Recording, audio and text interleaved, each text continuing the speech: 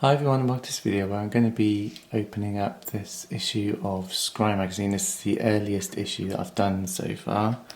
It is issue, doesn't even have a number that I can see. It's just April, May 1995. Now this is really early. This is before I even knew this Star Trek card game existed. I didn't know that until the summer of 95. So it's not polybagged. I don't think it had anything free with it this early on in the magazine's history. So let's just see what's inside. So we've got some adverts here for Rage. I do recognise that.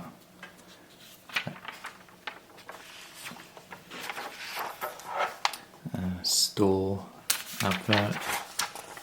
Then we get the contents and another advert.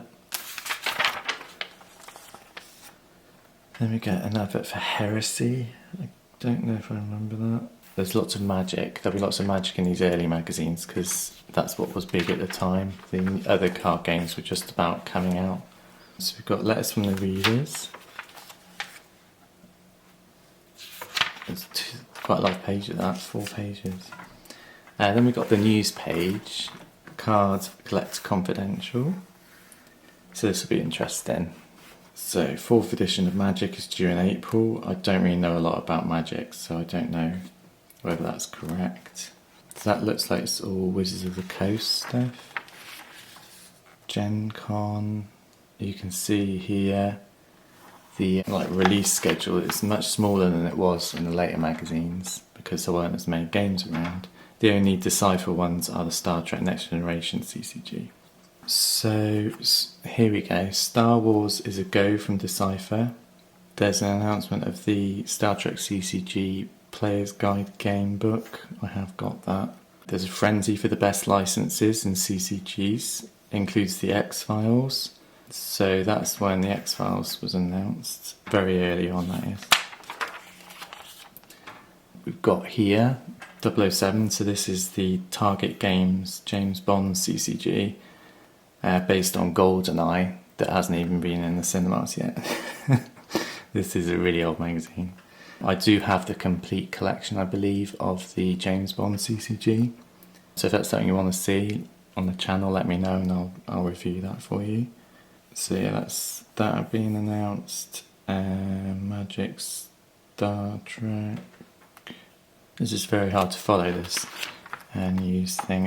It's all mixed up together. There's a bit here, I think about Decipher. Rumours. So rumour 1 is the first quarter 1995 shipments of white borders of the Star Trek CCG will have a new copyright notice and other changes. That's correct. A couple of cards were corrected for that release and the copyright date was changed from 94 to 95.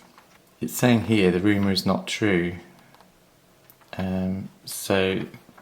Because there were some white border cards that were 1994, but the majority are 1995, and they're classed as the beta version. They will arrive in June. I didn't get my first starter deck till about August. I found them in WH Smith's while I was on holiday, and my dad bought me and my brother a starter deck between us. The first time we saw the Star Trek CCG was in a really backstreet comic shop, and they were selling black border premiere cards for, I don't know how much they were, but they charged me £1 for a particle fountain, which is a common card. I remember that. They said it was rare, but it wasn't rare. And then we found the starter decks while we were on holiday, and we sort of pestered my dad to buy us one because we recognised the cards. That there were these strange cards that we bought from this comic shop, and we wanted the rules for the game.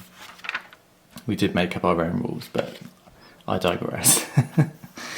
What else have we got here? It's just about the warp packs for Star Trek CCG. I think they're mentioned later on in this magazine, it says. Here we go. Star Wars CCG game update. So it's now past the first phase of development. This is really interesting. Basic structure of the game and long process of playtesting, card selection, graphic design has begun. Game developed by Decipher using the same core team that developed the Star Trek CCG. That's why I like both the games, because they were kind of developed together and they had the same kind of, I don't know, if not feel, but I don't know, it was weird. It was those two games were like my games when I was younger. So Decipher will control this level of development and will design all the products sold. It's developing a variety of products to protect and enlarge all segments of the marketplace. Where Star Trek is more mission orientated, Star Wars is more battle-like the movies, which is correct. That's what the game is. Decipher will be the exclusive manufacturer of Black Border cards. Apparently there's a limited and unlimited version with different icons on the face of the cards, which is incorrect. That never happened.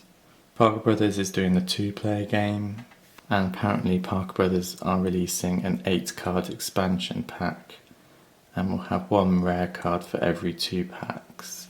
That didn't happen. Decipher were the only ones who made expansion packs, and in fact the Parker Brothers game came with a Decipher expansion pack, so that was obviously scrapped. What else? Decipher will be introducing the Black Border cards 6 weeks ahead of any Parker Brothers release, and the first release is scheduled for August-September of '95. That didn't happen. I believe it was coming up to Christmas when it came out, in the UK anyway, because my friend went to the card shop to get Star Trek cards and he saw Star Wars cards and he phoned me up on the landline at home and said, "Oh, I've just been to the card shop and they had Star Wars cards. Do you want me to go and get you some tomorrow?" And I was like, "Yes, please."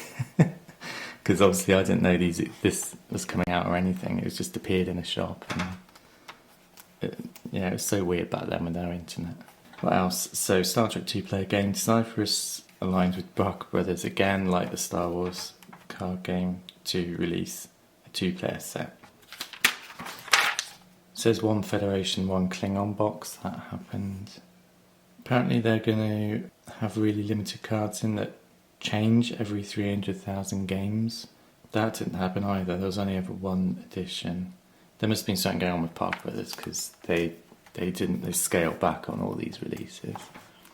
There's criticism of the release of Star Trek CCG. With starter decks, people weren't getting enough cards to play, which is why they introduced this thing called a Warp Pack, which had basic cards in to help you play the game, and they were given out free, I believe. So yeah, it just goes through that, saying expansions are coming soon. And I should just point out, it was actually called Star Trek The Next Generation CCG to begin with, because they didn't have any of the licenses. So they announced Alternate Universe here, which happened. They said that's going to happen in June. I can't remember when that came out. No, that definitely didn't come out in June '95, because I was collecting a game by that point when this came out. So this would have been the end of the year, I think. So that must have been delayed by about 6 months. Q Continuum is out next, which it was. I don't know about timings, I can't remember. And then Holodeck Adventures, which was the one that was pushed back quite a lot of sets. Then we get some letters again. Price guide, which happens right at the beginning of the magazine for some reason.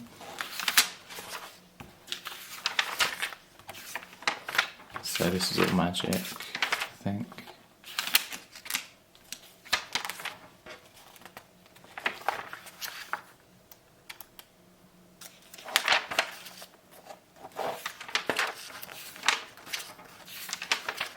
So you do get some other lists.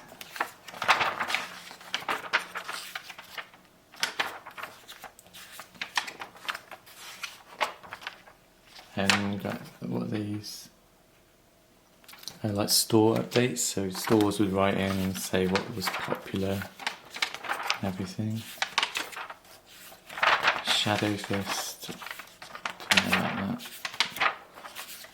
So there's lots of magic stuff that I wasn't interested in, because nothing had come out by that point. And we get something about the SimCity CCG. This is something I've dabbled in. I did collect it a bit when I was younger, and I have bought some recently. I'm trying to get back into it again, because I do like, for some unknown reason, I do like these weird cards with just plain, boring looking pictures on. But yeah, you'll be seeing some unboxings of this when the cards arrive. Then we get a bit about the Star Trek Next Generation CCG, frequently asked questions. So there's lots of frequently asked questions about the game, how to get hold of cards. Is there a Guinan card? No, that was in the Fajo collection. Apparently a Guinan card did appear in the early advert for the Star Trek Next Generation CCG. I'd love to see that. I've never seen that before. Then we get some dream cards and some card errors like miscuts and printing errors and things. And we get some, what are these? Like prices, top 10 cards. Scrye top 40. These must be to do with price guide. So Black Lotus, $140 is at the top. I don't know how much that's actually worth now, but it's not $140. Number 3 is John Luke Picard at $72. Wow. USS Enterprise $55. And then you get the other bridge crew here. Don't know where. Oh, there's Beverly there. Beverly's my favourite. She's $30. Wow. I don't even know what black border ones are going for now, but it's not that much. And then to finish, we just get a couple more adverts. So that was really interesting, seeing this early issue of Scrye before any of the games that I collected came out, really. So I hope that was useful for you. Thanks for watching. And I've got a load more magazines, Scrye magazines, to show you. They all came in a bulk lot with this one, so keep an eye out on my channel for those in the future. And I'll see you all soon, guys. Bye.